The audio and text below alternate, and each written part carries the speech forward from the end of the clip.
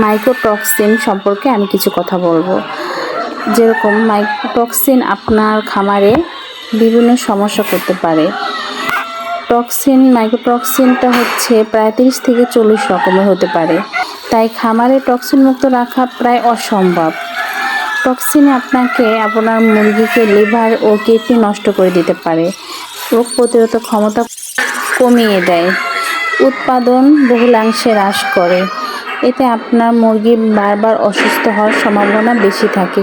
তাই অবশ্যই মাইক্রোটক্সিন ওষুধটি বিভিন্ন কোম্পানির আছে, আপনারা যেমন 2+ বায়োটক্স, টক্সিন লিকুইড, এরকম ধরনের ওষুধগুলি খুবই ভালো।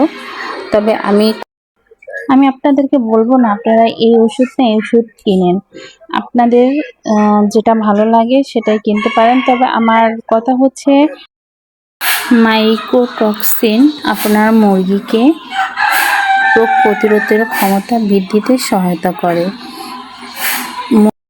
অবশ্যই টক্সিন ওষুধটি নিয়মিত খাওয়াবেন, তাহলে আপনি দেখবেন আপনার খামারের মুরগি অসুস্থ হবে না।